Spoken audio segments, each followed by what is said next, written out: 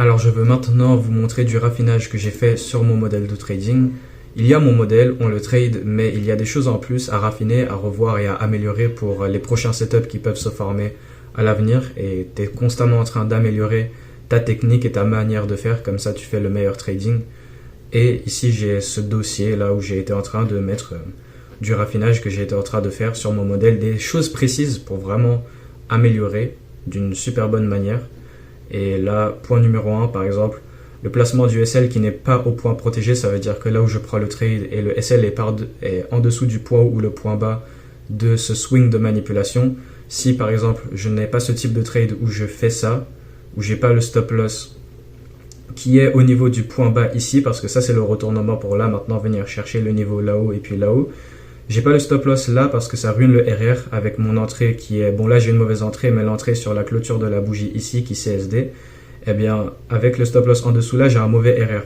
Mais ce qui se passe, c'est qu'on peut avoir le SL au niveau du 50% du CE de la mèche, de la rejection block, où la plupart du temps ça correspond avec en dessous du point de liquidité précédent. Donc là tu places pas le stop loss à l'intérieur de ça parce que là... Bon là il s'est tout pile fait prendre ici sur ce trade que j'ai pris en backtest. Mais s'il est, et ça c'est le backtest, là c'est juste un exemple. À chaque fois il y a un point, sur tous les points que je mets, il y a un petit exemple pour illustrer. Mais forcément c'est pas parce qu'il y a un exemple que ça fonctionnera que là et que ça fonctionnera pas sur les autres coups. Non là ça fonctionne, c'est la même chose à chaque fois. Sur ce type de trade, je mets le stop loss au niveau du CE de la mèche qui correspond aussi à en dessous du point précédent qui a été pris. Donc ce point-là, ça n'a rien à voir avec le trade, mais vu que c'est le sweep, eh bien le prix, il l'a réintégré, pas à l'intérieur, mais il l'a réintégré au-dessus. Et là, ce point-là, maintenant, le prix, il ne retourne pas. Forcément, ça, c'est le vrai point protégé, mais on décale au CE de la mèche sur ce genre d'exemple. Et il y aura des coups, peut-être vous comprendrez peut-être pas très bien, mais ça vient avec l'expérience et du temps graphique, du temps de backtesting, des heures et des heures. Et c'est comme ça que je sais sur certains cas que oui, le trade, il doit être au point... Non, pas le trade, le stop loss, il doit être au point bas. Mais des fois, il peut être au milieu, le CE de la mèche, aussi sous le point de liquidité qui a été pris pour le mouvement de manipulation. Et sinon, sur ce point 2, aussi pareil sur les placements de trade, la chose la plus optimale, le trade le plus optimal que je peux faire, et c'est pas vraiment tout le temps comme ça, c'est presque jamais comme ça en fait, parce que le point d'inversion du mouvement de manipulation, une fois que ma confirmation est là, on a dépassé un petit peu ce niveau d'inversion du mouvement de manipulation. Par exemple là, on a ce niveau ici, que là on vient, on manipule, et le swing de manipulation, c'est de là à là. Et là le point d'entrée, car là on CSD, et le point d'inversion c'est ici. Et là, on a le point de stop loss qui est exactement pareil que le swing de manipulation qui, dans ce cas-là, est de 137,5 pips. Et là, c'est exactement pareil.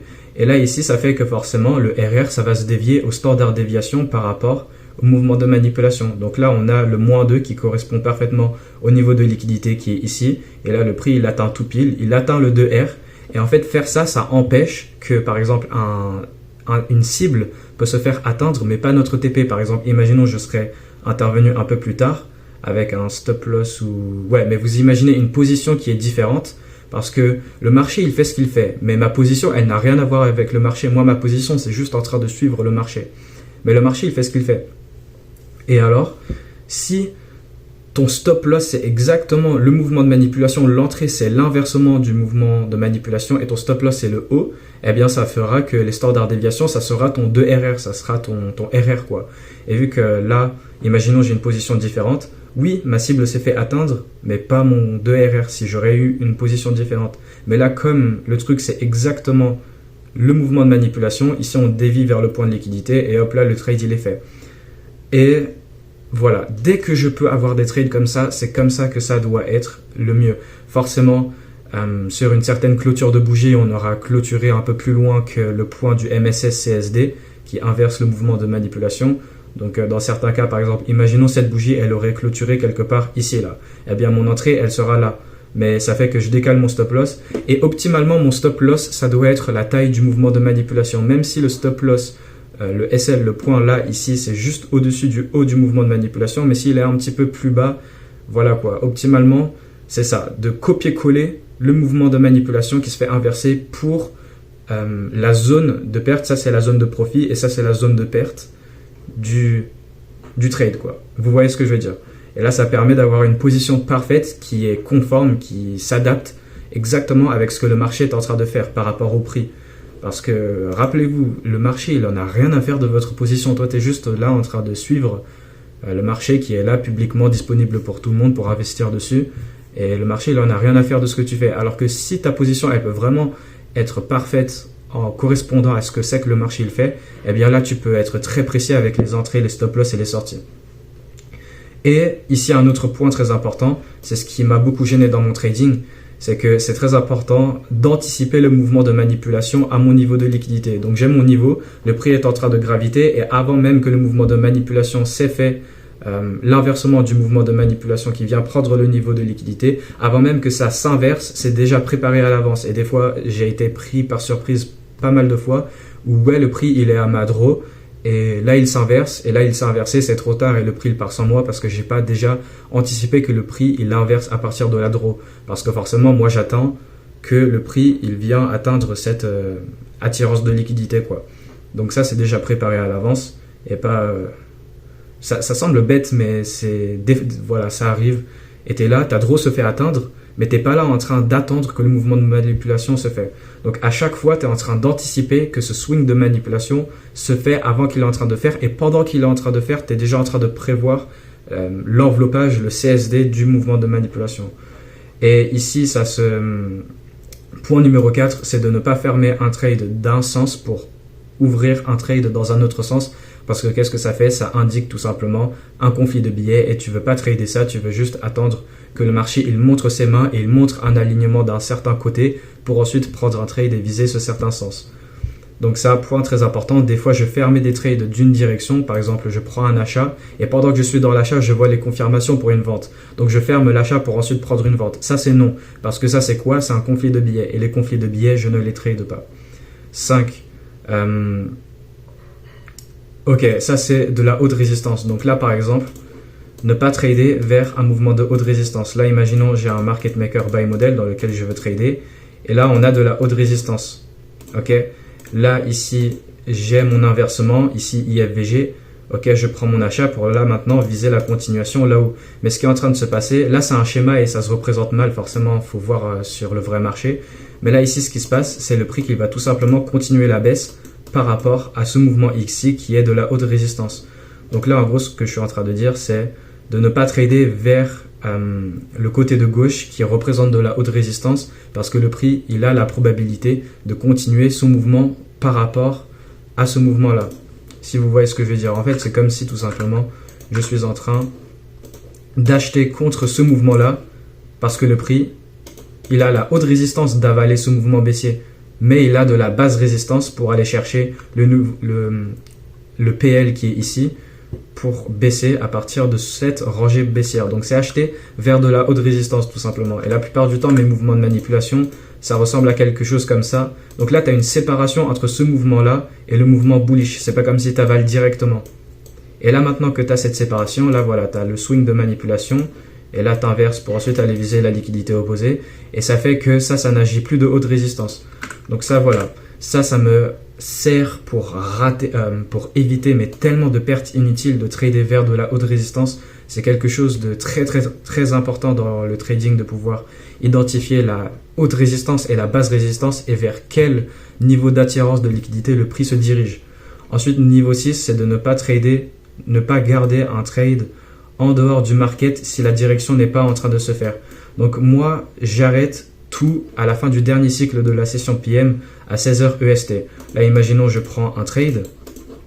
Ok, un trade en session PM. Et là, le prix, il n'est pas en train de s'avancer.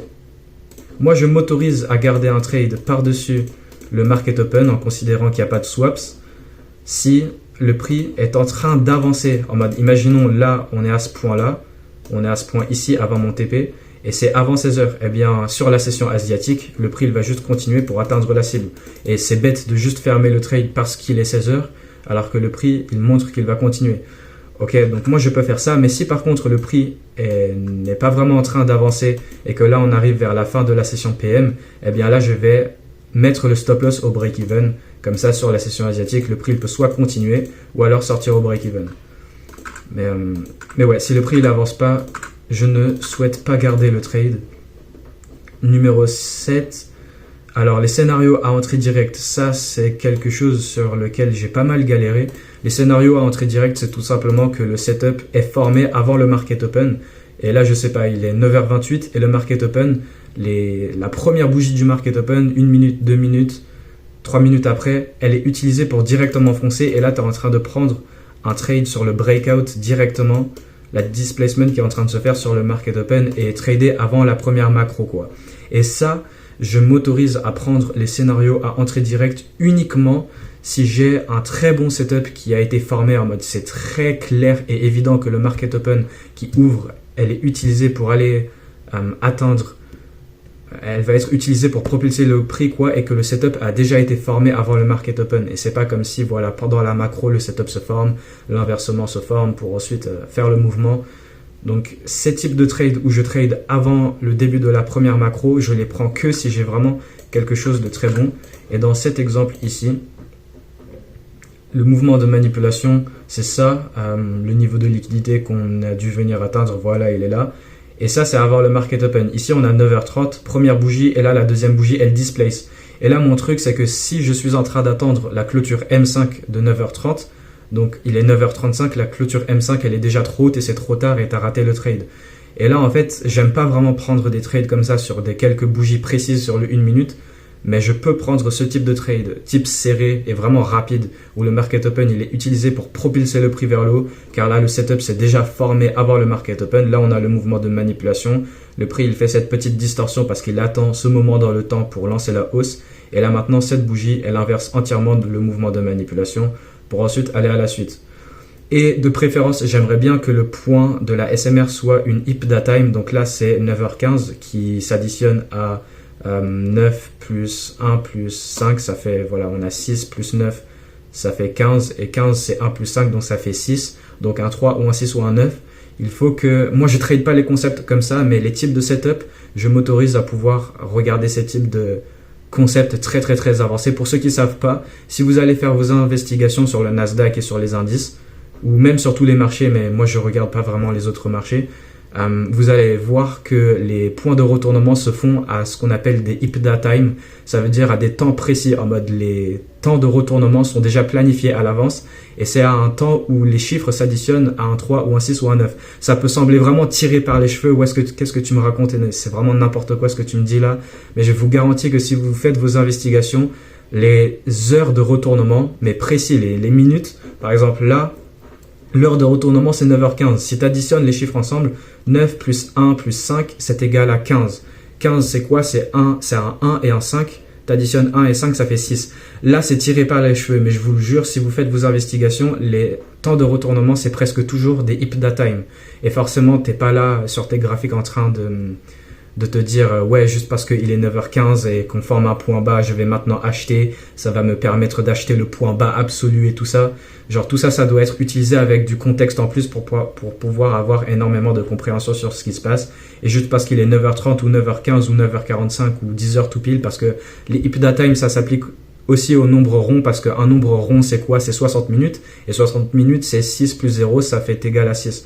Donc juste parce qu'il est 9h15 ou 9h30 ou 9h45 ou 10h ou 10h15, ça veut pas dire que tu dois...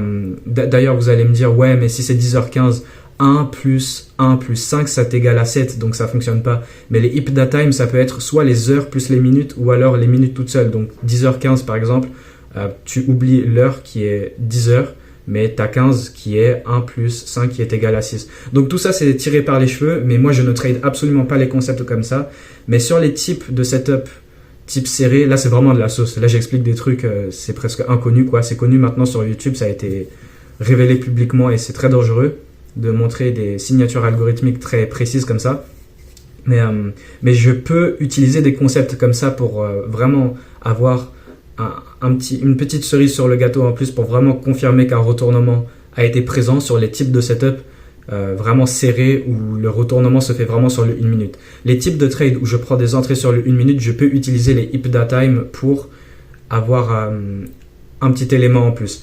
Et alors moi, ma condition pour les setups à entrée directe où je prends un trade sur les premières, vraiment les 5 premières minutes du market open, les conditions où il faut que je fasse ça, c'est que il faut que le setup soit vraiment bien, un A setup, vraiment un très bon setup, et que ça a été formé avant le market open et que le market open est utilisé pour lancer l'initiation, le début du mouvement. Il faut qu'il y ait un IPDA time et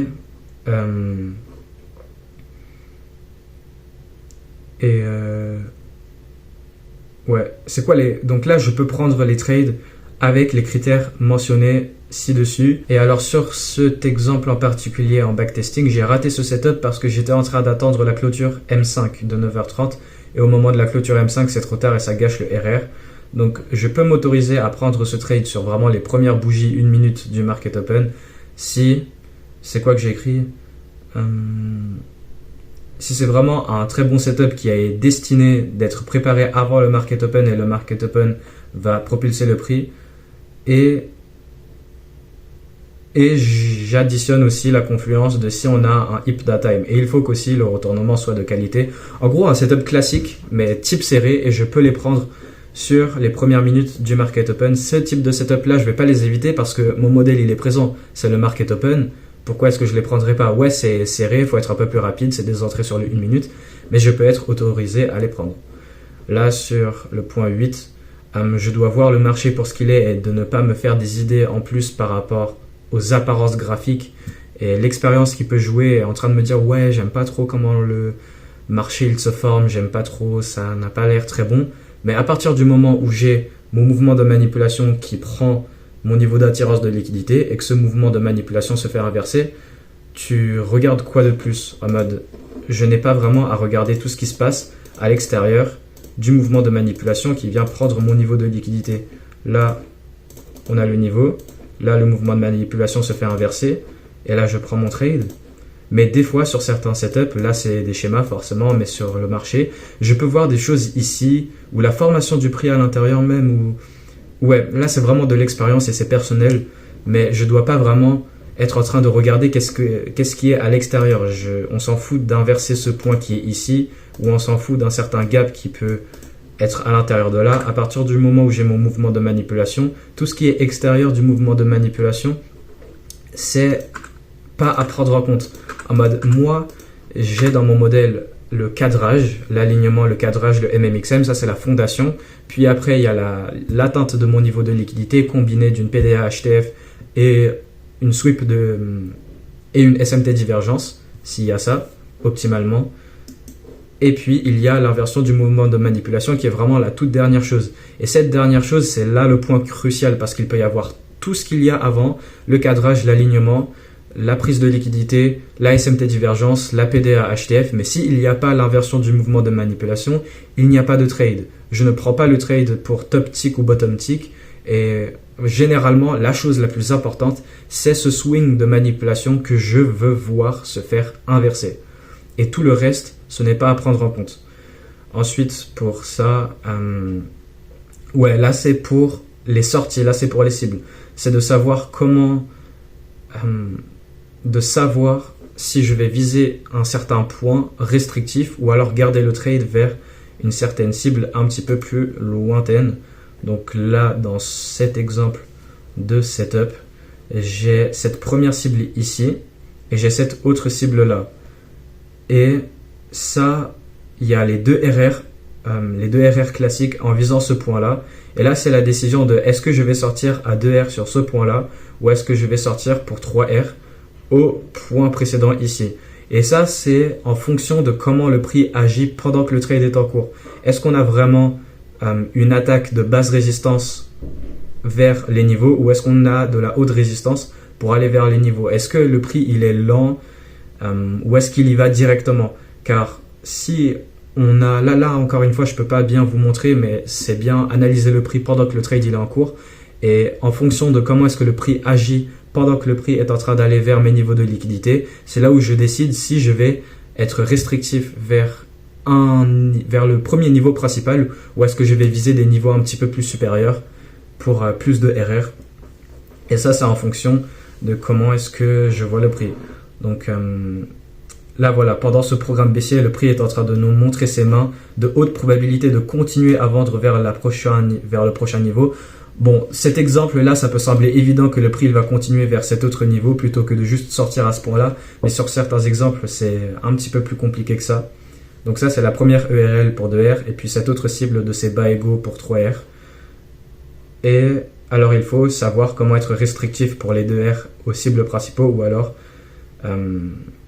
et de ne pas se faire prendre par surprise et de se dire, une fois que tu as fermé le trade à la première cible et qu'ensuite le prix est allé à la cible d'après, tu es là en train de te dire, oh merde, j'aurais dû tenir le trade vers la prochaine cible, c'était évident. Donc là, c'est une question de gestion de trade pendant que tu es dans le trade et de bien pouvoir voir ce qui est en train de se passer. Bon, là, j'ai du bruit de fond, là, j'ai ma soeur qui est en train de se parler, si vous entendez ou pas. Mais ouais, ignorez. J'ai pas envie de faire des coupures et moi j'ai vraiment pris la décision de prendre la vidéo là et j'ai pas envie d'arrêter la vidéo pour la continuer un peu après. Donc là voilà, une fois que je commence à faire quelque chose, je dois la terminer et vraiment, moi j'ai vraiment ce caractère où une fois que j'ai commencé à faire quelque chose, je dois la terminer. J'ai toujours été comme ça avec les jeux vidéo, par exemple, je sais pas moi, sur Mario Kart. Il y a des pistes, des objectifs à compléter. Je n'arrête pas de jouer jusqu'à ce que j'ai complété le truc, voilà. Et moi, je suis trop comme ça. Et genre, désolé, j'aime pas les bruits de fond, je veux que ma vidéo soit carrée. Mais si vous entendez quelques bruits de fond, ignorez, ça peut... Voilà, j'aime pas ça, c'est pas professionnel. C'est un petit peu, voilà, t'es là avec ta famille te dérange, tout ça, là. Mais ouais, bon, ignorez tout ça. Et alors, je fais attention aux attirances de liquidité et le caractère de prix en train d'aller vers ces niveaux d'attirance de liquidité et de ne pas se faire prendre par surprise une fois que tu as fermé si tu as fermé le trade à un certain niveau et qu'après tu es en train de te remettre en question en disant ah ouais, j'aurais dû garder le trade vers les prochains niveaux parce que c'était évident que le prix allait continuer. Et alors faut bien pouvoir voir la maintenance du trade pendant qu'il est en cours et faire la décision à partir de ça. Ensuite, sur cet autre point, ici c'est la même chose. J'ai des draws un peu plus élevés sur lequel le prix vient atteindre et ok, alors là c'est le type de position où le paramétrage de ma position fait que j'ai pas le 2RR minimum en visant ma cible et je place alors le TP par défaut à 2RR dans du vide. Mais là j'ai des niveaux plus hauts ici, ou je sais pas où mais je les ai pas sur mon graphique là. Et que là, l'action du prix, le displacement, en fait le displacement ça fait tout. Là on est en train de displace vers le haut et c'est juste évident que le prix va continuer. Donc oui, par défaut tu mets un TP à 2RR, mais pendant que le prix est en train d'aller vers la cible, là tu gères ton TP, est-ce que tu vas l'enlever ou pas? Est-ce que je vais juste le sortir à 2RR une fois que le prix a atteint le 2RR quoi? Par défaut ça c'est ma première cible, ok, mon 2RR est censé être là, mais avec le paramétrage de ma position, je n'ai pas le 2RR en visant ça, donc je l'ai placé dans du vide. Sauf que pendant que le prix est en train d'aller vers mon TP qui est dans du vide, eh bien le prix est en train de m'indiquer qu'il va juste continuer plus haut. Ça sert à rien de sortir ici alors que tu peux attraper plus de mouvements là avec le displacement qui est en cours. Donc là voilà, tu es juste en train de monitorer le prix et d'analyser son comportement pour faire une bonne décision d'un bon point de sortie et de ne pas se remettre en question en disant que j'aurais dû garder le trade plus longtemps parce que le prix il te montrait qu'il allait continuer plus loin, mais derrière toi tu as sorti le trade juste pour but de sortir au 2RR. Ah oui, bon là on voit plus en détail, donc là c'est exactement le même setup que la capture de juste avant que je vous ai montré là. Cette capture là, mais la suite c'est ici où là j'ai la première cible au haut qui sont ici et j'ai le 2RR dans du vide, mais il y a cette prochaine cible pour compléter ce plus gros MMBM qui est en train de se faire. Et là, le displacement, pendant que le programme bullish de ce trade est en cours, est en train de montrer toute la probabilité pour aller chercher là-haut. Donc, tu vas pas te restreindre à un 2RR ici, alors que le prix, il montre tout pour aller chercher là-haut. Ensuite, sur ce point ici, moi, quand je veux prendre une perte, pas quand je veux prendre une perte, forcément quand je prends un trade, c'est pour but de gagner, mais quand je prends une perte, il faut que la perte soit deux choses. Il faut soit que ça soit une invalidation complète de ce que c'est que le prix, ce que je pensais que le prix allait faire. Donc, je prends une vente et c'est pas comme si le prix, voilà, il me stop loss, mais au final, il fait la direction quand même. Je veux vraiment que ce soit une invalidation et que j'ai complètement tort sur la direction du trade. Ou alors, je prends une perte, mais c'est une perte dans des conditions de chop. Ou alors, par exemple, je peux prendre, voilà, je sais pas moi. En fait, je fais des exemples au pif, donc je sais pas ce que je suis en train de faire, mais c'est juste pour vous illustrer. Alors là, j'ai mon trade, Et là, je vise là-haut. Mais entre-temps, le prix, il va faire... Voilà. Donc, les seules pertes, moi, je veux qu'une perte soit deux choses. C'est soit ça, où j'ai ma direction et que pour moi, ça a été le bon point. Parce que nous, quand on prend un trade, notre point d'entrée, on est en train de prédire que c'est à partir de ce point-là que le prix va bouger. Donc, moi, mes deux types de pertes, c'est soit j'ai eu... Non, c'est pas que j'ai eu tort. C'est pas en mode, ouais, je pouvais savoir qu'en fait, non, c'est ici le bon point d'entrée. Mais non, pour moi, ça a vraiment été ici le bon point où, pour moi, le prix, il allait faire la montée. Mais le prix a juste été dans ce genre de journée où c'est des conditions choppy et le prix, il va faire des choses un peu random, quoi. Et que là, maintenant, il va aller dans la direction. Donc, mes pertes, c'est soit ça, ou soit je prends un trade et, je sais pas moi. Voilà, je prends un trade et j'ai complètement tort sur la direction. Il va juste dans le sens opposé, quoi. Je ne veux absolument pas prendre de trade. Je veux pas que les pertes que je veux pas prendre, par contre, c'est quand je prends un setup et que là, il te sort pour ensuite aller dans la direction et qu'en fait, c'est évident que là, c'était pas le bon point d'entrée, mais que c'était ici le bon point d'entrée pour suivre le trade. Et voilà, quand je veux prendre une perte probabiliste, il faut que ça soit une de ces deux choses. Soit c'est une condition choppy et que je pouvais absolument rien y faire, ou alors je dois complètement avoir tort sur la direction. Ensuite, je dois revoir encore si c'est une condition A ou B, de si je prends un trade et que la continuation n'est pas un 2RR. Donc là, la continuation pour ce trade à la vente, pour viser plus bas, forcément je vise cette cible, là ça correspond à un 2R, mais la continuation n'est pas un 2RR. Donc je dois revoir si ce type de setup c'est A ou B. Là j'ai un bon setup pour prendre la vente et viser du prix qui se fait plus bas, mais la continuation n'est pas un 2RR. Et donc il faut revoir si ça c'est une condition A ou B, parce que en réalité je suis en train de viser ça premièrement, mais là j'ai pas un multiple du risque que je suis en train de placer sur le trade. Et est-ce que ça vaut la peine ou pas? Oui, je suis en train de viser là et là j'ai mon multiple du risque que je place sur le trade.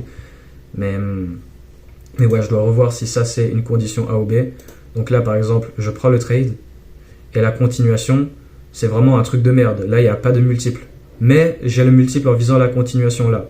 Cette cible un peu plus lointaine. Et ça, c'est vraiment la première cible. Mais on n'a rien. Et ça, c'est pas très bon. Mais j'espère que vous voyez ce que je veux dire.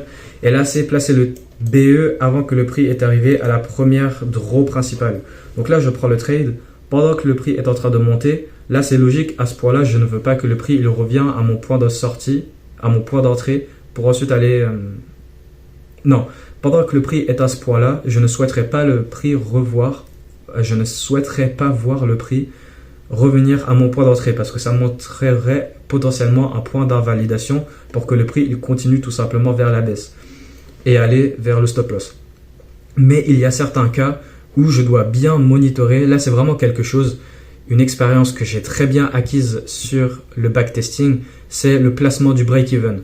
Donc, une fois que le prix est en train de bouger à la hausse, je me dis, est-ce que si je vois le prix revenir au break-even, est-ce que je voudrais sortir du trade ou pas? Et ça montrerait un signe de forte invalidation avant d'aller au stop loss. Donc par défaut, je mets le TPO au break-even. Mais après, ce qui est dangereux et que j'ai appris en backtesting, c'est de juste laisser le prix au break-even. Laisser le trade au break-even. Je commence à avoir mal à la bouche là. Je vais finir la vidéo le plus vite possible. Je vais parcourir tous les points. Je vais le faire le plus bref possible. Mais là, c'est quelque chose de très important et je veux bien vous montrer ma gestion de trade par rapport au break-even. Là, on a vu beaucoup de choses par rapport à la gestion de trade. Et alors là, pour le break-even, là, j'ai le break-even d'activer. Mais pendant que le prix est en train de retracer vers mon point d'entrée, je surveille bien le prix et de comment il s'agit parce que là, il peut juste prendre les points internes pour ensuite sweep et là, continuer vers la continuation. Et alors, là, c'est une question de soit une fois que j'ai le break-even d'activer, je le garde ou alors je l'enlève pour ensuite le replacer. Donc là, dans cette situation ici, j'enlève le break-even et là, une fois qu'il se reconfirme, là, je replace le break-even pour qu'ensuite le prix il va à la cible. Et là, je me suis fait break-even pour qu'ensuite le prix il va dans ma direction. Et voilà comment éviter ce genre de mouvement. Et là, peut-être vous allez me dire, mais ouais, mais sur certains cas, tu vas enlever le break-even et le prix il va aller au stop loss. Et là, tu vas te dire, ah ouais, mais j'aurais dû garder le break-even. Ou alors, dans certains cas, tu mets pas le break-even Ouais, vous comprenez, en gros, t'as jamais raison. Là, j'essaye d'inventer les différents scénarios, mais en gros, t'as jamais raison et t'es en train de te remettre en question en disant oh ouais, j'aurais dû faire ça par rapport à faire ça. Eh bien là, c'est une question de vraiment bien monitorer le prix et voir l'action du prix, parce que c'est une première chose d'analyser le prix pour prendre le trade, mais c'est une deuxième chose très importante de continuer à suivre le prix et de voir qu'est-ce que c'est qu'il est en train de faire et comment il se comporte pendant que le prix est en train de se faire. Et de se faire des décisions et adapter le trade par rapport à ça. Parce que moi, j'ai jamais vraiment été un adaptateur de trade. J'ai toujours été le type de gars, voilà, je prends mon trade, TP, SL, basta. Ou alors TP, SL ou break-even, je place mon break-even ou voilà. Et je laisse le trade faire ce qu'il fait. Alors que j'ai découvert que je peux vraiment être très stratégique avec la gestion de trade et avoir des résultats le plus optimal possible en étant le plus technique possible avec mes trades. Et voilà pour ça.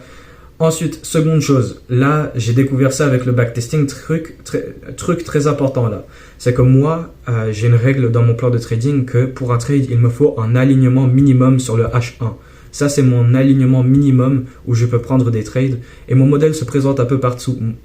Mon modèle se présente sur le weekly, le daily, partout. Moi je le trade en day trading et il se présente forcément sur des types de setup très serrés où on a un alignement sur le 15 minutes. Mais les alignements 15 minutes, je ne les prends pas, je les considère en B et ils ne sont pas assez bons. Mais je m'autorise à prendre des setups d'alignement 15 minutes quand on est à des plus hauts historiques. Donc dans cet exemple ici, j'ai vraiment la bouche, là je fais vraiment un maximum d'efforts pour faire mes articulations parce que je ne sais pas pourquoi j'ai mal à la bouche là. Donc là on est à des plus hauts historiques. Et là, je prends ce trade de continuation. Le prix il revient dans cette BC M15 pour ensuite continuer. À l'intérieur de ça, voilà, sweep interne, inversion pour viser la continuation. Mais dans ce trade-là, à la base, je serais en train de rater ce trade parce que moi, je ne trade pas les types de setup d'alignement minimum M15. Car là, on n'a pas de PDA sur le 1 heure. Et le truc, c'est que sur les plus hauts historiques, le prix n'a pas besoin de se créer des points de référence sur le 1 heure. Parce que s'il est à des plus hauts historiques et il est programmé pour continuer la hausse par rapport à ce qu'il est et de ne pas former des plus grandes choses, si vous voyez ce que je veux dire, eh bien, je peux prendre des types de setup d'alignement 15 minutes uniquement quand on est à des plus hauts historiques. Et la raison derrière ça est parce que le prix, il n'a pas l'obligation, il n'a pas nécessairement besoin de créer des points de référence sur le 1 heure, des alignements 1 heure pour faire un mouvement, quoi. Parce que voilà, il n'a pas besoin de créer ça. Alors que quand on n'est pas des plus hauts historiques et on est à l'intérieur de plus d'actions de prix, là le prix il crée des points de référence plus bons sur des temporalités plus hautes et pour former quelque chose de beaucoup plus haute probabilité, parce que le meilleur l'alignement, le plus haute probabilité c'est. Ensuite sur ce point 14, alors là c'est vraiment quelque chose que je n'ai jamais eu de ma vie et c'est sur cet seul exemple où j'ai créé ce raffinage. Dès que je vois l'opportunité de faire du raffinage, je fais du raffinage. Ok, et cet exemple-là, je ne l'ai jamais revu de ma vie depuis ce seul moment précis où j'ai pris ce trade en backtesting. Alors là, je prends cet achat pour viser les niveaux qui sont là-haut, là-haut et là-haut. Mes premières cibles sont là-haut, là-haut pour 1, 2 RR. Mais forcément, comme je vous ai dit avant, si le prix il montre le displacement et la probabilité de juste continuer vers les cibles un peu plus élevées, pourquoi est-ce que je vais me restreindre aux premières cibles alors que le prix il montre la probabilité d'aller aux prochaines cibles? Ah là là, c'est incroyable. Donc là, c'est le type de setup où je tiens la position vers une cible plus élevée. Ok, là le prix il revient et il continue. Mais là, par malchance, le prix il m'a edge ma cible par absolument rien du tout pour revenir au break-even. Et là, forcément, qu'est-ce que je vais faire? Je vais trailer. Moi, je suis pas du tout un trader qui trail le stop loss, mais je trail le stop loss que dans ces certains cas où j'ai mes premières cibles. Là, je vous ai montré un exemple avant. J'ai mes premières cibles, ok, pour le RR classique. Mais là, j'ai des cibles plus élevées pour plus de RR. Pendant que le prix a déjà dépassé le RR classique, à ce point-là, je veux sécuriser ce certain gain. Forcément, je vise plus haut, mais pendant que le prix est entre les premières cibles et la cible plus haute, à l'intérieur de là, tout ce qui se passe à l'intérieur d'ici, je trail le stop loss à la sortie la plus optimale. Donc là, dans cet exemple ici, pendant que le prix est juste tout près de la draw ici, pendant que le prix est tout près de la draw, je ne vais pas garder le SL au point qui est ici. je vais l'additionner ici. Parce qu'à ce point-là, là c'est vraiment la dernière phase de distribution du market maker buy model pour aller chercher le point qui est ici. On est censé displace directement. Donc si le prix il fait une variation ici après avoir edge mon niveau de liquidité, c'est qu'il va juste continuer plus bas et venir me sortir ici. Sauf que je veux pas me faire sortir ici ou même au break-even, mais forcément je vais pas garder le stop loss au break-even. Et là c'est vraiment de la gestion de position. Si vous voyez ce que je veux dire, en fait, de base, je ne sais pas que ça peut arriver ça. Sauf que là, j'ai vraiment pas eu de chance sur cet exemple où le prix m'a edge. Et en fait, le prix, il peut te edge ton niveau. Et alors, c'est pour ça qu'une fois que le prix est très très très proche de mon niveau, sur le cas où mon niveau, c'est un point plus élevé que le point de base que je suis en train de viser, ça c'est ma première cible. Ok? Et là, je vise là-haut. Et sur ce point ici, eh bien, là, il y a deux options. Soit on le complète, ou soit on l'évite. Je ne sais pas pourquoi, je ne sais pas comment, me posez pas la question, mais le prix, il peut l'éviter. Et s'il l'évite, on se prépare au scénario le pire du pire, ou si le prix, il l'évite pour je ne sais quelle raison, là, je sais vraiment pas pourquoi. Le prix, il a évité mon niveau de liquidité. Mais là, en considérant peut-être qu'il peut l'éviter, là, je trail mon SL aux points qui sont, voilà, ici, le point le plus proche. Et là, j'ai écrit, une fois que le prix est juste à côté de ma draw, c'est là où je trail mon SL à 3R pour si jamais le prix il me edge, et là au moins il me sort à un multiple de 3. Bon, j'ai coupé la vidéo au milieu de nulle part car là je vais à la salle avec ma mère. J'étais tout seul dans la maison au moment où j'ai commencé la vidéo, sauf que, oh putain, sauf qu'elle est arrivée, elle m'a demandé d'aller à la salle et voilà, on va aller à la salle quoi. ¿Qué pasa? Vos me hiciste conocer esta cancioncita y a mí me gusta. Sí, yo también me gusta la cancioncita, pero como lo escucha muchas veces, no. Bueno, du coup je vais à la salle, on se voit après. ¿Eh? Presentame otras canciones entonces. Bueno, ma mère elle veut que je la présente. ¿Cómo que mamá? ¿Qué estás haciendo? ¿A quién le estás hablando ahí? Mais à ma vie. Haceme el favor, empezá otro y te dejas joder. ¿Pasar por una loca yo o qué? Ici, exactamente. Wesh. Elle veut que je lui présente des musiques comme ça là, parce que c'est moi qui lui a fait connaître cette musique. Mais je lui dis juste que je l'aime plus trop parce que je l'ai écouté trop de fois. Voilà. Bon, on va à la salle et on va poursuivre cette vidéo sur le raffinage de mon trading après. Le raffinage de ton trading, pero qué pero, por favor. Quel No chat. sé a quién estás embaucando ahí en tu video, pero... Quel charlatan ce Maggie là à faire son. Réellement. Bon, on va aller à la salle et on va continuer la vidéo après. Las boludeces. Sí, bien, la gente quiere. Ouais, je viens juste de revenir de la salle. Ouais, faites pas gaffe à mes cheveux parce que j'avais aussi fait un shampoing hier. Et j'ai les cheveux qui ont tendance à gonfler quand je mets du shampoing. Mais voilà, alors les bruits de fond là qui étaient avant que je suis parti, c'était ma mère et ma soeur qui sont rentrées parce que je tournais la vidéo, il y avait personne dans la maison. J'en ai profité pour voilà, me mettre à faire la vidéo. Et puis ils sont rentrés, voilà, et après elle est venue, elle m'a demandé d'aller à la salle. Et puis on est allé à la salle. Et c'était super. Et maintenant, je vais continuer à vous montrer ce raffinage de mon trading. Aussi deuxième thème dans la vidéo, là le thème ça va être voilà, raffinage de son trading pendant le week-end. Forcément là je vais vous montrer tous les exemples, tous les points de raffinement que j'ai actuellement dans mon notion là que j'ai accumulé avec le backtesting. Forcément il y a beaucoup plus qui va se rajouter plus tard avec plus de backtesting, plus d'expérience, plus de live trading, tout ça. Là je vous montre ce que c'est que j'ai au moment où je tourne la vidéo. Et deuxième thème de la vidéo, ça va être d'accepter une mauvaise semaine, car là, au moment où je tourne cette vidéo sur le raffinage, c'est juste après avoir fait une mauvaise semaine de trading. J'ai eu 2 pertes d'affilée, puis un break-even, et entre ces 2 pertes et le break-even, j'ai fait une 3e perte d'affilée en prenant un mauvais trade. Et j'ai pas besoin de faire tout le speech sur voilà, prendre un mauvais trade, suivre son plan de trading. J'ai juste fait de la merde. Et tout ça, je l'ai déjà fait avant dans la série, sur prendre des mauvais trades, rater des trades, tout ça c'est déjà discuté. Donc voilà, je vous dis comment ça s'est passé cette semaine.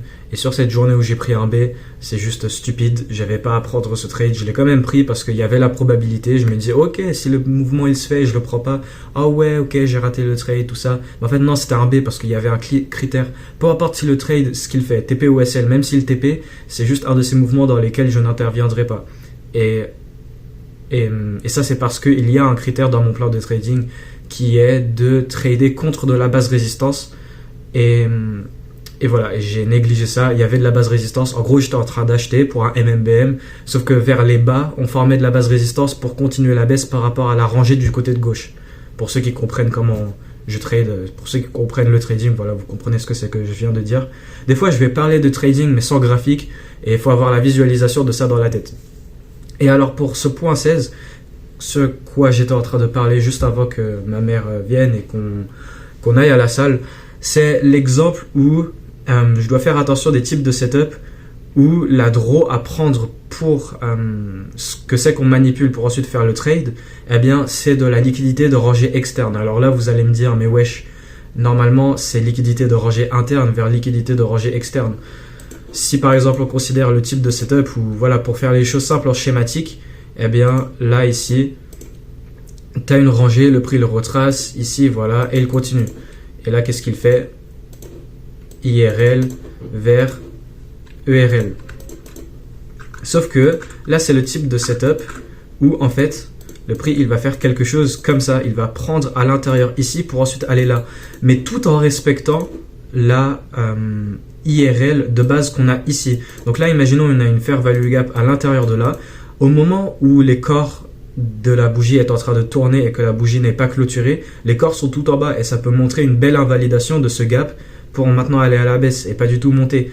Mais pendant que ce retournement se fait avec le sweep du point bas qui est là on est dans la macro, le retournement est en train de se faire et la bougie elle ferme à l'intérieur du gap. Donc on est toujours en train de se baser par rapport à cette rangée, mais on est venu à de la liquidité externe pour faire le trade. Alors là pour un exemple, j'espère que vous comprenez ça, c'est plutôt compliqué. Et j'ai raté pas mal de setups comme ça parce que sur le moment où les corps de bougies sont en bas, eh bien ça peut être pas mal gênant. Alors là par exemple sur ce setup, je me base par rapport à cet order block et ouais bon cet order block et cet order block. Et là le prix il vient prendre cette liquidité externe. Forcément sur le moment de cette corps de bougie horaire, je sais pas sur quelle temporalité on est, ça doit être horaire ou 4 heures. Eh bien, au moment de la corde de la bougie, on est tout en bas ici et ça montre une belle invalidation, sauf que pendant que le retournement se fait, on retrace et on est en train de respecter les PDA, si vous voyez ce que je veux dire. Et ah ouais, du coup, il y a cet order block, je l'ai pas vu, la fair value gap là-dedans, sur quoi je me base. Donc cette fair value gap et cet order block, elle est complètement en train de se faire traverser au moment où le prix il descend. Sauf que après, avec le retournement, il est en train de la respecter. Nous sommes toujours à l'intérieur de cette rangée d'ici à ici. On retrace, on rééquilibre, PDA, sweep. Et c'est pas sweep interne à l'intérieur de la rangée, mais c'est sweep externe, externement de la rangée. Si vous voyez ce que je veux dire. Ici, on a un autre super exemple. Voilà, c'est exactement ce de quoi je voulais vous parler. Ici, il y a cette... Bon, vous avez compris ce de quoi je voulais vous parler, mais un exemple très facile. Là, ici, il y a cette rangée et on retrace pour ensuite continuer. Mais ma prise de liquidité, c'est pas une liquidité à l'intérieur qui se fait générer internement, mais c'est bien de la liquidité externe. Et forcément, au moment de cette bougie horaire, lorsqu'elle est toute là-haut, eh bien ça montre de la belle invalidation. On dirait que le prix il part complètement dans le sens opposé. Sauf que pendant que le retournement est en train de se faire, après le sweep, eh bien ce retournement il est en train de créer le respect de la fair value gap et l'order block qu'on a dans la rangée. Si vous voyez ce que je veux dire. Bon, vous voyez ce que je veux dire, là c'est vraiment un exemple facile. Liquidité externe et c'est ça qu'on utilise, mais toujours en respectant les PDA à l'intérieur de la rangée. Ok, et ici même chose. Super. Là on a l'order block et au moment de cette bougie qui passe en dessous pour sweeper externement, eh bien le corps il est tout en bas et ça peut vraiment dissuader notre vision du trade, car là ok on voit peut-être le prix qui se retourne, mais pendant le retournement après le sweep, eh bien là on est en train de respecter l'order block. Et puis pour cet autre point, je ne prends actuellement pas de trade sur l'alignement 15 minutes minimum. Donc ça rejoint le point qu'on avait sur ici, qui est... c'est où? Bon, j'avais dit que je pouvais prendre les trades sur un alignement 15 minutes, mais que quand on est à des plus hauts historiques. Ah voilà, c'est ici, le point 13. Là voilà, je prends un trade sur un alignement 15 minutes minimum, car là on est sur le 15 minutes, sur cette capture d'écran. Voilà, highest, HTF, PDA, M15 BC. Donc la PDA que j'utilise c'est cette BC M15 et sur le H1 il n'y a rien du tout, il n'y a même pas de IRB. et voilà. Je prends pas les types de trades sur des alignements M15 minimum, mais je peux que les prendre sur des all-time high. Alors, pour ce trade-là, ok, il y a beaucoup, je me rappelle plus qu'est-ce que c'est. Ok, là c'est mettre le break-even, mais en fait, pendant le jugement du trade, on enlève le break-even pour ensuite le remettre, car le prix revient au break-even, mais il revient au break-even dans le sens où ça invalide toujours pas le trade, et si on a le break-even déjà activé premièrement, ça rejoint exactement le point 12. Rappelez-vous de ce que j'ai dit ici, sur quand je parlais de là. C'était d'avoir le break-even là-haut, mais après, pendant que le prix il revient et je regarde l'action du prix et le comportement et comment ça se passe, eh bien j'ai plus le break-even d'activer et après je le réactive une fois que ça se reconfirme là. Parce que là le prix a laissé des hauts égaux parfaits, il revient, il recharge, il prend des bas internes et là il re-inverse pour ensuite aller viser plus haut. Et alors ce point là il se connecte avec ce point et c'est parce que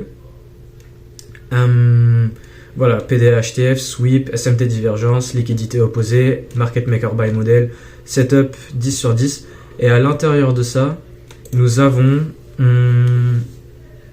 voilà, durant cette montée ici, pour moi, le prix, là, il est en train de displacer droit vers la première cible. Et pendant ça, j'ai le stop loss au break-even. Mais là, il revient, il me sort au break-even pour ensuite continuer. Et à ce point-là, ça, c'est juste un rebalance, re-sweep interne, re-SMT divergence, avec le S&P qui vient, il prend, il manipule, et là il recontinue. Donc c'est exactement la même chose en fait, de gérer son break-even, et là c'est, voilà, même chose. Là le prix il est tout là-haut, j'ai le stop loss au break-even, et puis il revient à mon break-even, il me sort tout pile pour ensuite monter. Ici encore parfait setup, sweep, PDHTF, sweep, ici clair CSD, IFVG, inversion du mouvement de manipulation pour viser la liquidité opposée. Et alors, ok, là c'est... ok, ça rejoint un truc similaire à ça, où je mets le SL à un certain point. Là c'est vraiment pour éviter le hedge. En gros ce point là, ce que c'est que je voulais vous parler là, j'ai passé pas mal de temps à expliquer ça et je me suis répété je pense, mais c'était de prévoir la situation de hedge. Forcément, la situation de hedge, on s'en fout pour les premières cibles parce que c'est mon RR minimum. Mais sur les cibles plus hautes, là on a dépassé le 2 RR, eh bien là le prix, voilà, dans le pire des cas, il hedge. Moi je m'y attends pas du tout à ça. À aucun moment je me dis le niveau de liquidité il va se faire éviter par rien du tout pour...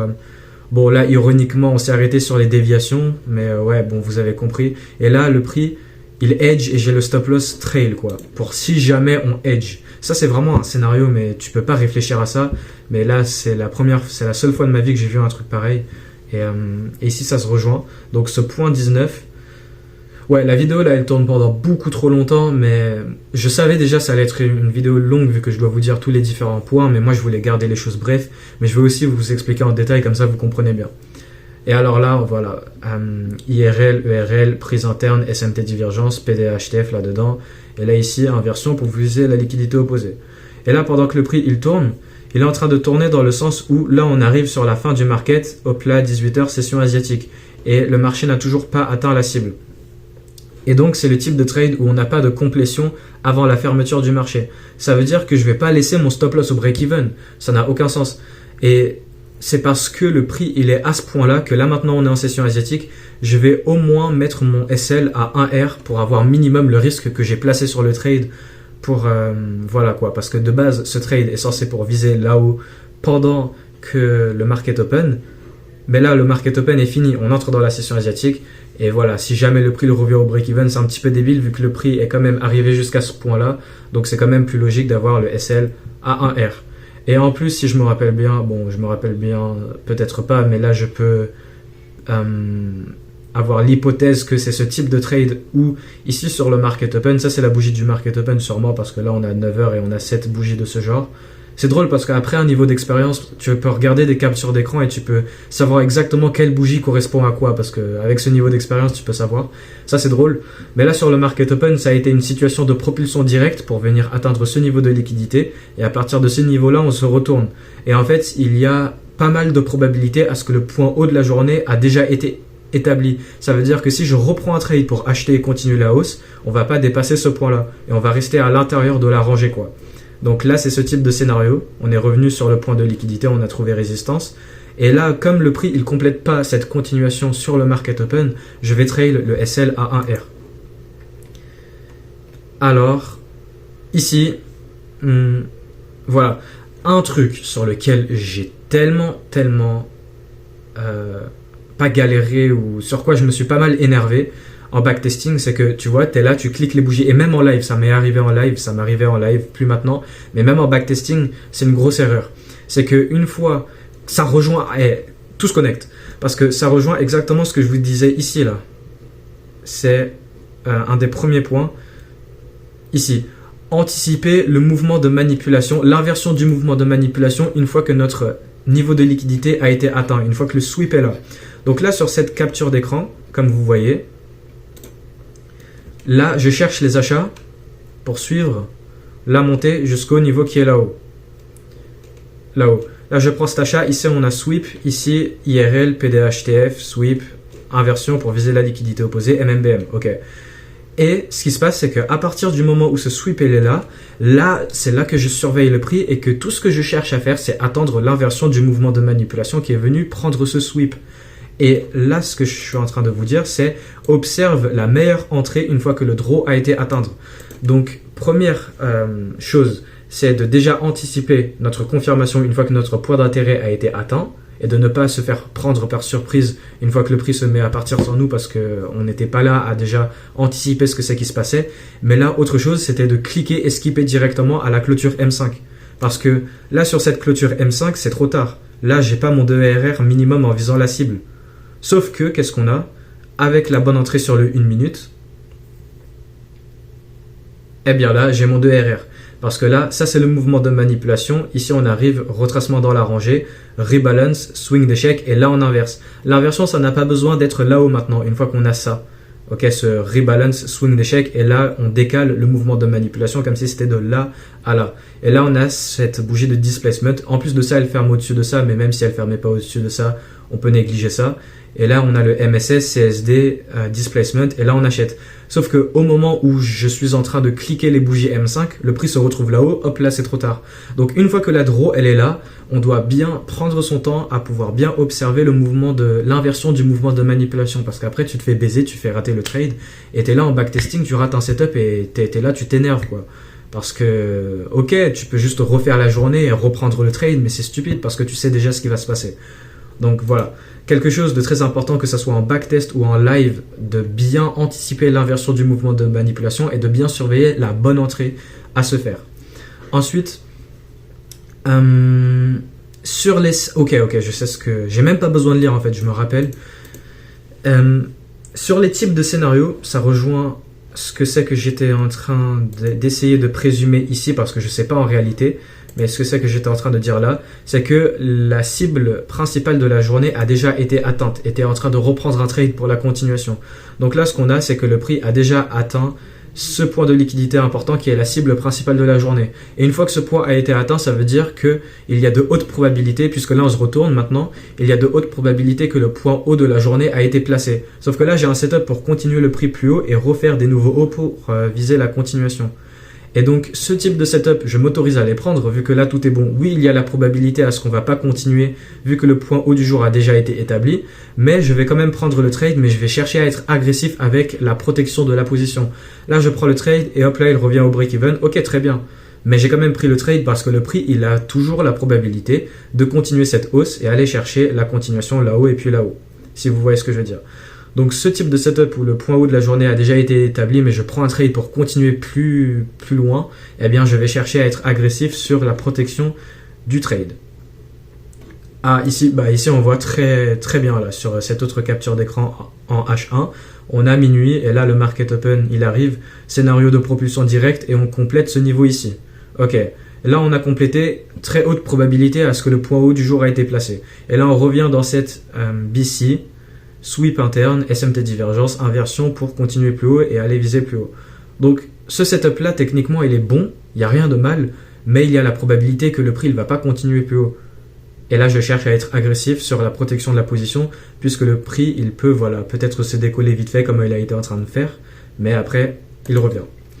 Ensuite, ici, oula, alors là c'est vraiment un truc très élaboré, c'est de la haute probabilité à ce que la SMR d'un plus gros MMBM a été établie, mais l'alignement actuel est en train de me dire de continuer de vendre. Donc là, pour vous montrer un exemple, pour vous illustrer ça, imaginons là on a un market maker buy model sur le daily. Ok. Et forcément, pour arriver dans un point d'intérêt. Et au moment où on arrive dans ce point d'intérêt, qu'est-ce qui se passe? L'alignement H4 et H1 est bearish. Donc qu'est-ce que je fais? Je cherche à vendre. Sauf que là, avec de l'analyse de plus grosse perspective, il y a de la haute probabilité à ce que la Smart Money Reversal d'un MMBM Daily soit établie. Sauf que moi, je ne peux pas acheter ça comme on n'a pas d'alignement minimum H1. Ok? Et ce qui se passe, c'est que si on a un setup de vente pour continuer à baisser à ce point-là, mais j'analyse que la SMR d'un plus gros MMBM HTF a été établie, là, c'est un petit peu compliqué. Donc, qu'est-ce que tu vas faire? Tu as une analyse qui te dit que là, le prix, il va s'arrêter, mais derrière ton setup, là, tu as ton setup de vendre pour continuer à vendre, comme l'alignement actuel est toujours baissier là, à ce point-là. Et là, alors, qu'est-ce que c'est ce raffinage que j'ai fait à ce point-là? Ici, j'ai pris le trade. Ok, j'ai pris le trade et c'est exactement pareil que ce setup ici. Qu'est-ce que je vais faire? Je vais chercher à être agressif sur la protection de la position.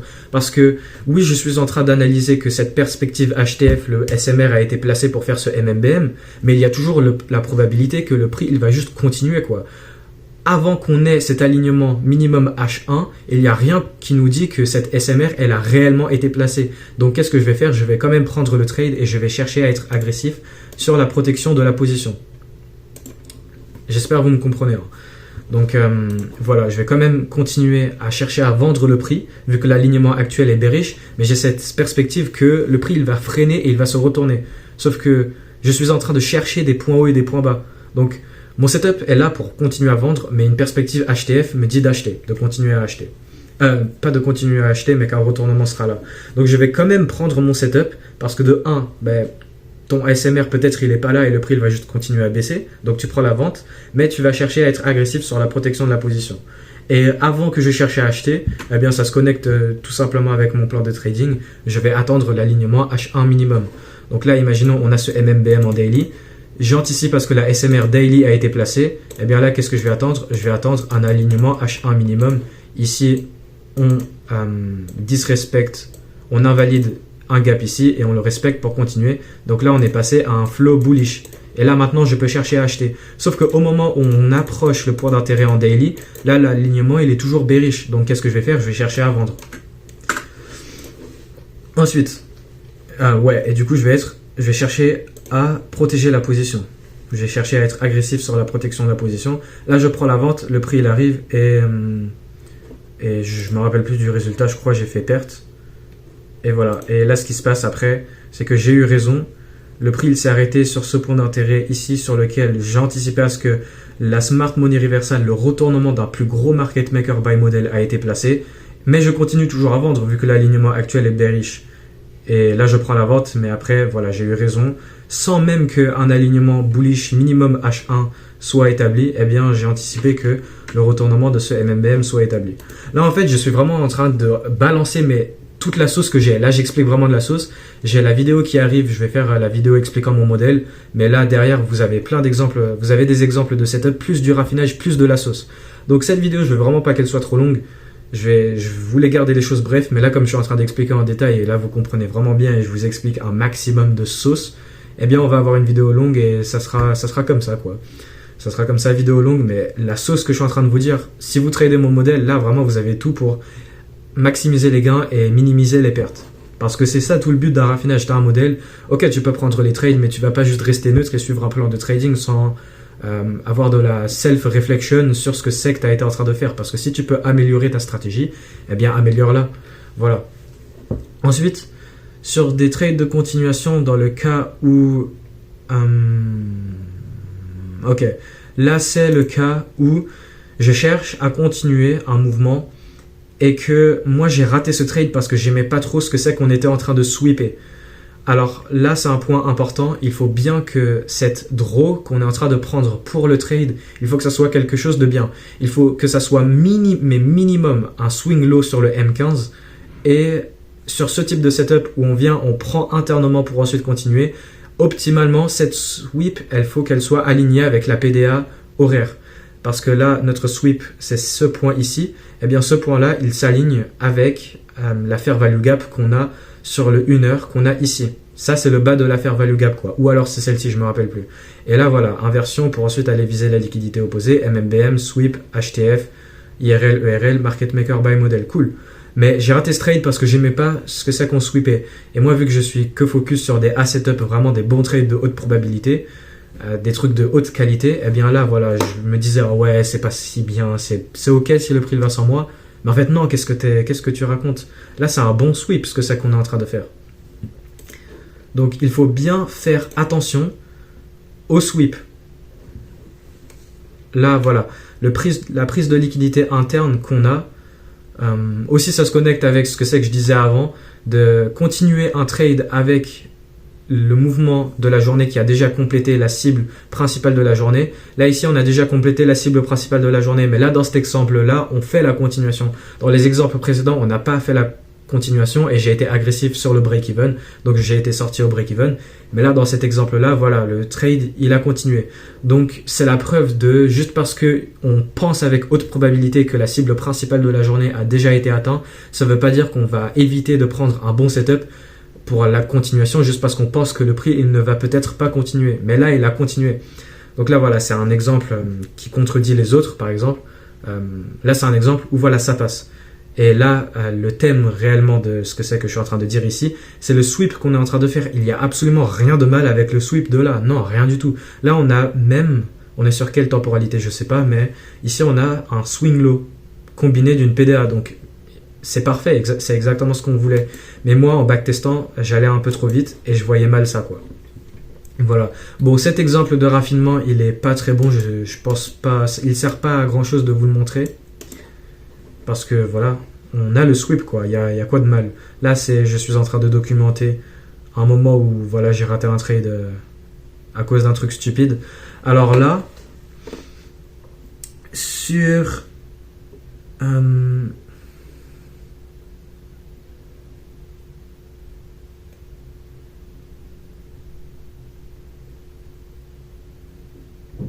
ok. Donc là, le prix, il est à des plus hauts historiques. Pourquoi est-ce que je précise que c'est à des plus hauts historiques? En vrai, ça n'a pas besoin d'être plus haut historique. Ok. Bon, en tout cas, on a été dans un programme bullish.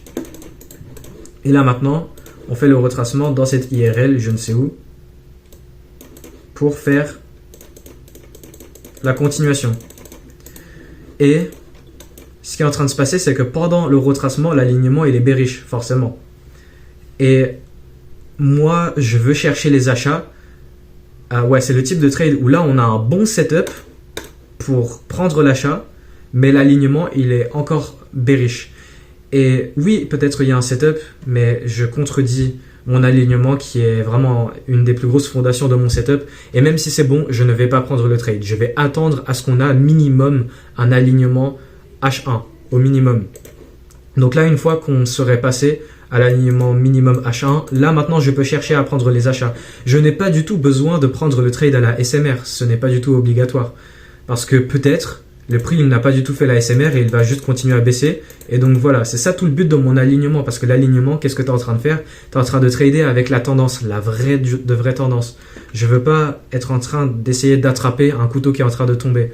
Donc là, ok, peut-être il y a de la haute probabilité à ce que le retournement d'un plus gros MMBM a été fait, mais il y a aussi la probabilité à ce que tout simplement le prix il continue. Juste parce que ouais, là tu as un bon sweep PDA HTF, mais que l'alignement actuel pendant cette baisse, elle est bearish. Donc là, tu es en train de prendre un trade pour le bullish, mais l'alignement est en fait bearish. Donc tout ce que je vais faire, c'est d'attendre à ce que l'alignement est passé bullish sur le H1 minimum. Je n'ai pas besoin d'acheter sur le retournement de la SMR, parce qu'il y aura plein d'opportunités pendant le programme bullish, pendant que l'alignement est en fait bullish, pendant le programme bullish du MMBM. Voilà. Ensuite, point 25.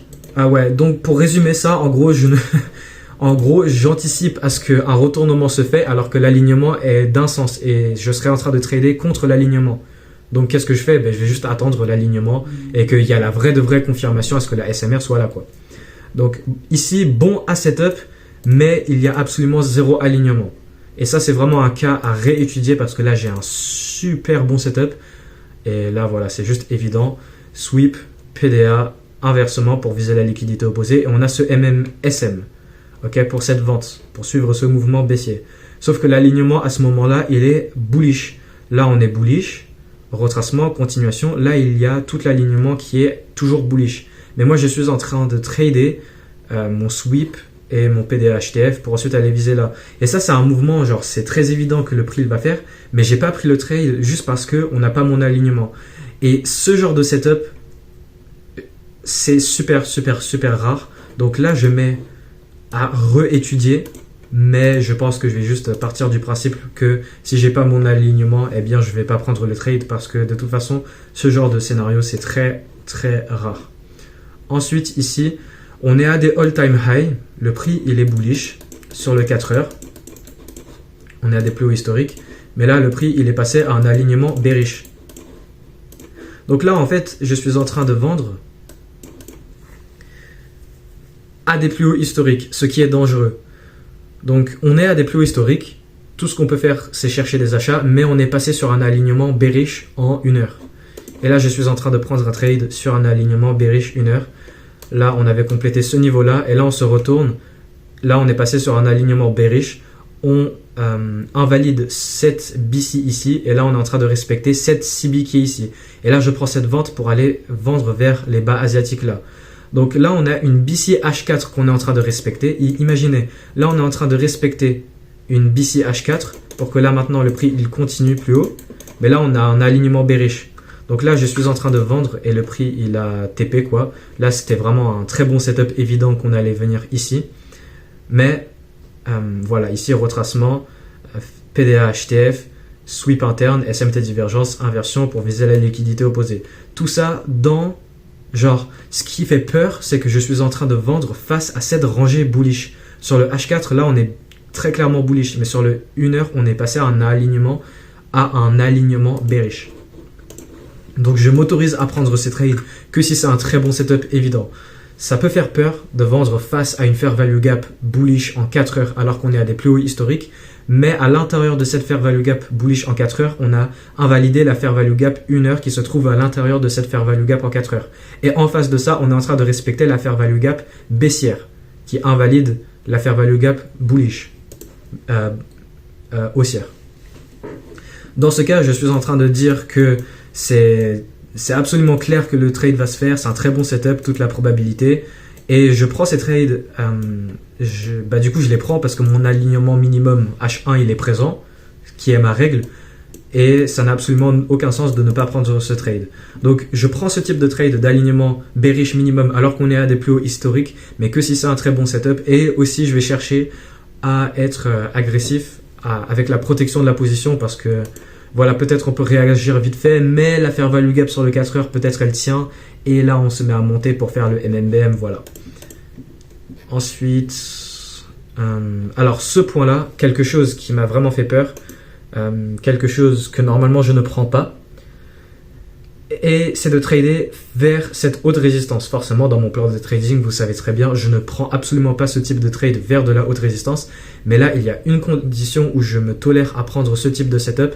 C'est là où c'est une annonce économique, soit CPI, NFP ou un de eux, là, les grosses annonces économiques qui ont fait cette haute résistance. Parce que là, ce qui se passe, c'est qu'on a cette injection de volatilité qui est plutôt forte.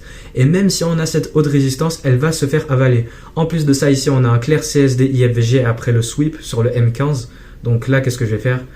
Je vais prendre l'achat. Même si on a de la haute résistance, on trade contre de la haute résistance. Je vais que prendre le trade dans ce cas où c'est parce que ça a été fait sur ces grosses annonces économiques et qu'on a la volatilité que le prix il va faire le mouvement. Ensuite, sur ce point 28, je me rappelle ce que c'est, j'ai même pas besoin de lire. Qu'est-ce que c'est ? Je prends un trade.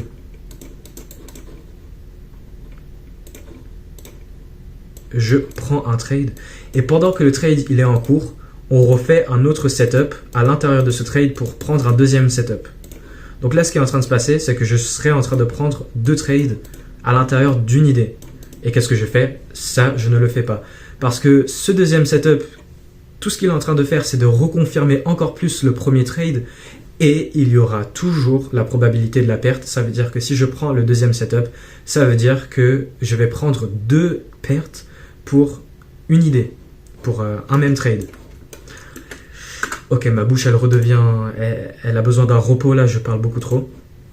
Et là, ce qui est en train de se passer, c'est que je prends cette vente pour aller viser la liquidité qui est en bas ici. Et pendant que le prix est en cours, là, il me refait un setup. Ici, on a sweep pattern, inversion, 7 IFVG ici. Et là, inversion CSD IFVG pour ensuite continuer le trade. Donc là, je prends cette première vente. Et là, il y a la possibilité de reprendre cette deuxième vente. Mais je ne vais jamais faire ça, de reprendre une deuxième vente, parce que de toute façon, cette deuxième vente, elle reconfirme. Elle est en train de confirmer la continuation de ce premier trade. Et il y a toujours cette probabilité de perte probabiliste. Et si je prends un deuxième trade, ça ferait moins de R pour le même setup.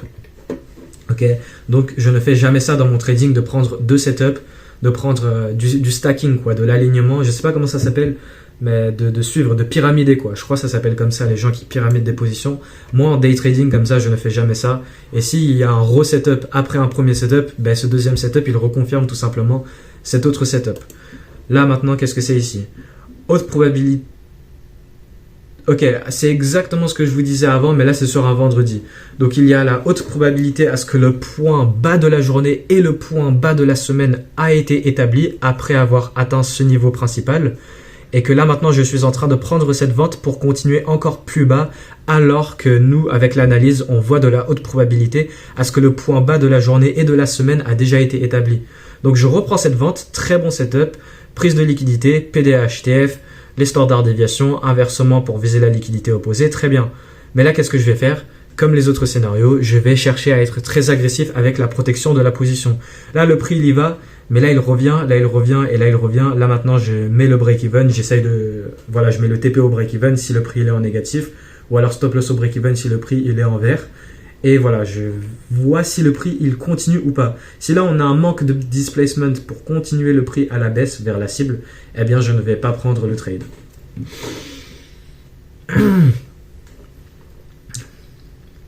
Je vous jure, j'ai vraiment mal à la bouche. C'est comme si... Bon, je pense qu'il y a des muscles dans la bouche. Je ne suis pas un expert en SVT, mais parce que je suis en STMG, mais voilà, je sens ma bouche qui est très épuisée là. Alors... Exactement la même chose que ce scénario ici où j'avais dit que je peux prendre un setup à haute résistance que si cette haute résistance elle a été établie par de l'annonce économique à fort impact. Là c'est sur le NFP il me semble. Donc là je serai en train d'acheter face à cette très haute résistance ici. Là j'achète pas ça, il revient, retour, swing d'échec, sweep interne et re-inversement CSD puis plus tard IFVG pour ensuite aller viser la liquidité opposée qui est là-haut. Et ce que je fais, c'est que je prends ce type de setup. Jamais de la vie, je serai en train de prendre ce type de trade parce que là, c'est vraiment de la haute résistance. Là, on a 7 rangées de haute résistance. Là, on l'a respecté, on continue. Donc ouais, peut-être on revient, sweep interne, swing d'échec et reconfirmation pour là maintenant monter. Mais peut-être le prix, il a la probabilité de continuer vers le mouvement qui est là à partir du respect de cette rangée baissière de haute probabilité, de haute résistance. Mais je prends que ces trades parce que là, ça a été fait sur le NFP. Et là, comme on a une injection de volatilité, là, le prix, il a la haute probabilité de faire ce mouvement avec le volume qui est présent pour faire le mouvement. Donc, les trades à haute résistance, en gros, pour résumer, je peux les prendre, mais que sur les annonces à fort impact. Et on a un très bon setup. Et toute la sauce que je suis en train de partager, c'est vraiment une dinguerie. Là, maintenant, qu'est-ce que c'est ? Ok, alors là, quelque chose qui m'a énormément embêté en backtesting et qui m'a embêté en live pas mal de fois, c'est que là, en gros, voilà, j'ai mon setup et je cherche à prendre le trade sur l'inversion qui est ce que je fais normalement tout le temps. Mais en prenant le trade, je n'ai pas un très bon RR en visant ma cible. Donc qu'est-ce que j'ai fait? J'attends de prendre un trade sur le pullback pour ensuite continuer. Sauf que ce qui se passe, c'est que psychologiquement, pendant que tu es en train de voir le pullback qui est en train de se faire par rapport à cette rangée ici, eh bien, tu es en train de te dire, eh bien, peut-être le prix, il peut continuer. Et là, c'est comme si tu es un petit peu en train d'acheter un couteau qui est en train de tomber, quoi. Mais sauf que le truc derrière ça est que si le prix, il est confirmé initialement de base et que de base, tu es censé prendre le trade, mais que tu n'as pas pris le trade pour cause de RR, eh bien ce pullback, on s'en fout. Juste parce qu'il revient et que là, tu as peur que le prix le continue. Regardez au moment où la corde de la bougie est tout en bas de cette mèche. Moi, je suis en train de me dire, oh non, non, non, non, non, le prix il va juste continuer par rapport à la rangée ici. En plus de ça, peut-être ça agit de haute résistance. Mais là, dans ce cas-là, non. Parce que là, on a un clair CSD, inversement MSS, IFVG. Donc là, le prix il revient et c'est tout simplement prendre un achat sur un pullback sur la fair value gap. Là, on a le MSS, pullback sur la IFVG, tout simplement modèle 2022 de ICT. Et ce retour sur le pullback, eh bien, j'ai peur de le prendre pour si le prix il va continuer, quoi. Mais ça veut rien dire. Parce que de base, le prix est déjà confirmé et tu es censé être dedans, mais tu l'as pas pris parce qu'il n'y a pas de RR. Donc toi, tu cherches à rentrer sur un pullback. Bon, là, je pense que je suis vraiment en train de me répéter. Je crois que je répète beaucoup trop. Et vous comprenez, vous voulez juste aller vite et voir la sauce et tout ça, mais voilà, je vais bien vous expliquer clairement. On se rapproche de la fin. Ah ouais, on se rapproche de la fin, ok, très bien. Donc là, ça va être la fin de la vidéo, enfin. Et voilà mon raffinement actuel sur mon modèle de trading à travers du backtesting. Alors là, ok, là un autre truc qui m'a énormément gêné en backtesting et sur le vrai trading, sur lequel j'ai pris des pertes qui pouvaient facilement être évitées avec ce raffinage. Et tout simplement, c'est une condition B. Ce genre de condition, je le place en B. Et c'est quand... Là, j'ai mon setup pour ce MMBM. Ok, et là, mon niveau de liquidité est là. Mais là, qu'est-ce qui se passe? Le prix, il excède pas mal bas. Et là, il plonge pas mal bas. Ça fait que cette sweep de liquidité et cette PDA sur laquelle je me base, donc là, sur la réintégration, on est toujours en train de respecter la PDA. Cette zone bleue, là, ça doit être une fair value gap à gauche ici. Au moment où on est tout en bas, ici, forcément, le corps de cette bougie HTF, elle est en train de ne pas respecter. Mais au moment que le retournement est en train de faire, là, on est en train de respecter la PDA HTF sur laquelle on utilise le trade. Mais oublions la PDA HTF, c'est le sweep de liquidité. Imaginons, là, ici, on a un setup pour prendre un achat.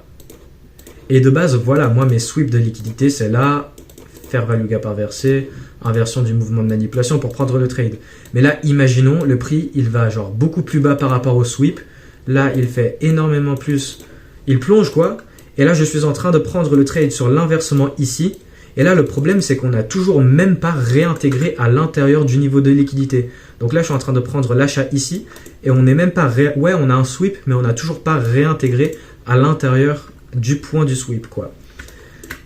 Et voilà, c'est dangereux de prendre ce genre de trade parce qu'en fait, ce displacement qui est en train de se faire par rapport au sweep, le but d'un sweep, c'est qu'on chope la liquidité et hop là, on se retourne.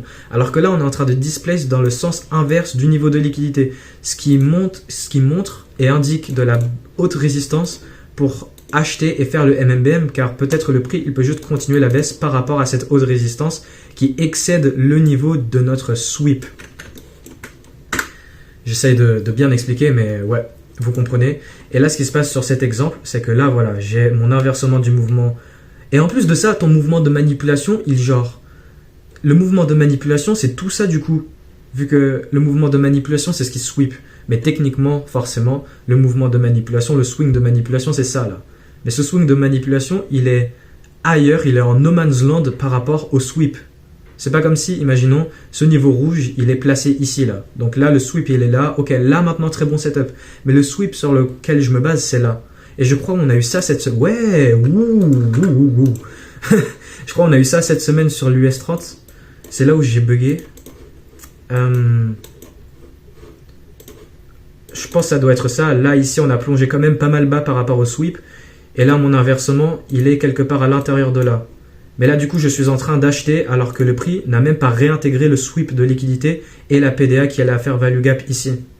Et là, forcément, une fois que le prix réintègre, là, maintenant, j'ai un mauvais RR et ça vaut plus le coup de prendre le trade. Je sais plus si c'est le cas, mais je vais pas plonger dans les 15 minutes, 5 minutes pour voir. Juste imaginons que c'est le cas, ce que je suis en train d'expliquer, et qu'on va considérer ça. Et voilà, donc prendre des trades alors que le prix a dépassé pas mal le sweep, ce qui enlève de la probabilité et qui enlève tout le but d'un sweep. Un sweep, c'est quoi? C'est du balayage. Sweep, c'est balayage en anglais. Donc là, il n'y a plus vraiment de balayage de liquidité vu que le balayage, il va profondément, quoi. Donc, ok, peut-être là, on réintègre dedans, mais à ce point-là, voilà, je vais pas prendre mon entrée là, stop loss en bas ici. Là, j'ai un RR qui pue la merde. Donc, ça, c'est un B setup. Même si le prix, il peut se faire, eh bien, sur certains mouvements, le prix, il va pas se faire. Et voilà. Là, c'est juste un de ces mouvements dans lesquels le prix, il va se faire sans moi. Mais sur la plupart des scénarios, le prix ici, il va trouver résistance par rapport au mouvement ici et continuer à la baisse. Et là, hop là, tu as pris une perte sur une condition B. Et ce raffinement, ça me sauve d'énormément de types de trades où, voilà quoi, moi mon but de mon modèle c'est un sweep. On prend une liquidité et on se retourne pour viser la liquidité opposée. Sauf que si le prix il demeure beaucoup trop de temps en dessous de ce niveau de liquidité qu'on a pris et que cet mouvement qui vient prendre le niveau de liquidité, il agit de haute résistance pour ce retournement, voilà, c'est KO quoi. Et là je pense que la vidéo elle dure par-dessus 1 heure parce que là ça fait 40 minutes que je tourne ça après être rentré de la salle. Mais cette vidéo elle est vraiment très cruciale parce que là je vais faire la vidéo plus tard expliquant mon modèle et je veux bien vous montrer des exemples avec du raffinage très précis derrière pour avoir le meilleur trading possible. Même si cette vidéo elle est longue, ceux qui sont vraiment là pour étudier mon modèle, vraiment mon modèle il est facile, il est vraiment facile. 6 étapes, cadrage, alignement, attendre que notre draw soit atteinte, inversement du mouvement de manipulation pour viser la liquidité opposée. Hop là, PDA HTF aussi, et optimalement SMT divergence entre les bas, comme par exemple ici là. Là, imaginons PDA HTF, sweep de liquidité, SMT divergence, inversion pour viser la liquidité opposée. Et c'est la même chose encore et encore, et c'est si simple, c'est pas difficile. Donc ceux qui sont vraiment là à étudier mon contenu, à connaître mon modèle, là je fais cette vidéo spécialement pour vous montrer du raffinage, et ouais, c'est bien vous-même d'aller backtester le modèle, mais là je suis déjà en train de vous montrer des choses que vous allez découvrir vous-même en backtesting avant même d'avoir backtesté le modèle. Et là, enfin, ce dernier truc jusqu'au stade où je sois maintenant, là on a ce point 34, forcément avec plus de backtesting, plus d'expérience, il y a des choses qui vont se rajouter, mais au moment de cette vidéo, on en est là enfin. Et qu'est-ce que c'est? Le type de trade où...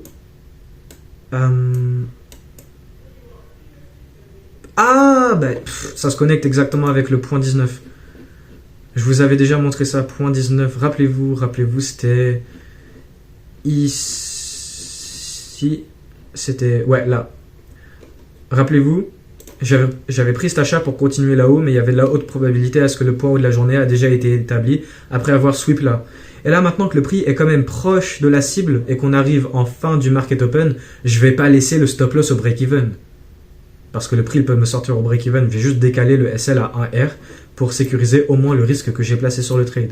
Et là, c'est juste un autre exemple. Là, ici, j'ai écrit Unlucky Trade Exemple. Donc, c'est un exemple où j'ai pas eu de chance. Là, j'ai pris ce setup, très bon setup. Avec le paramétrage de ma position, je n'ai pas le 2RR minimum en visant la cible. Ça fait que j'ai le TP d'ordre du vide juste ici. Sauf que ma cible a été atteinte, mais pas mon TP. Et là, j'ai pas eu de chance, le prix se retourne. Donc là, vu que le prix est proche de ma cible, je vais pas laisser le trade au break-even. Je vais mettre mon SL à 1R, vu que là, maintenant, à ce point-là, la cible a été atteinte. Deux options, soit on continue et on excède le sweep et on atteint mon TP d'ordre du vide, ou alors on se retourne par rapport au sweep. Donc je vais décaler mon break-even d'ici à ici, et là maintenant on me sort à 1R. Et ouais, j'ai pas eu de chance sur le trade qui m'a évité parce que j'ai pas eu de chance de prendre ce type de trade où le paramétrage de ma position à la cible n'a pas mon 2RR minimum, mais au moins je sécurise un gain et pas le retour au break-even après que le trade a en fait gagné. Genre là, en termes du marché, je vous ai déjà dit, le marché il en a rien à faire de notre trade, de notre position. Nous on est juste en train de le suivre. Et techniquement là j'ai un trade gagnant, mais avec le paramétrage de ma position, la position elle-même, les chiffres de la position, eux c'est pas fait. Donc là voilà, je sécurise. Et ça se connecte avec le point 19 comme je vous ai dit. Et là, on arrive à la fin. Je vous ai expliqué énormément de choses. La plupart de tout ça, c'est autour de la gestion de position. Parce que la gestion de position, c'est quelque chose à ne pas négliger. C'est quelque chose à bien savoir. Et pour les types de setup eux-mêmes, de différencier des A et des B. Car là, je vous ai montré des choses qui font que un trade peut être en B condition, comme celle-ci par exemple. Ou un trade est toujours en A condition, comme celle-ci. Et celle-ci, alors que je suis en train d'ajouter de la probabilité comme si c'était un B, juste parce que ici on a un alignement H1 bearish alors qu'on est sur des plus hauts historiques, ou alors trader vers de la haute résistance, mais cette haute résistance a été établie par des annonces économiques. Donc ouais, de toute façon, en plus de ça, ces annonces économiques, ça se connecte avec des data highs. Donc ici, là-haut, ça c'est la bougie de l'annonce économique. Là-haut, on a les data highs. Donc là, on prend la liquidité pour là maintenant faire le MMBM et prendre les data highs. Et ouais, là, on a cette grosse fair value gap baissière de haute résistance, mais on a le volume et on a les data highs. Donc on peut s'autoriser à prendre le trade comme je vous ai montré ici. Donc là, ici, là-haut, on a quoi? On a les data highs. Haute résistance et ma cible, c'est là-haut. Mais je peux quand même prendre ce type de trade sur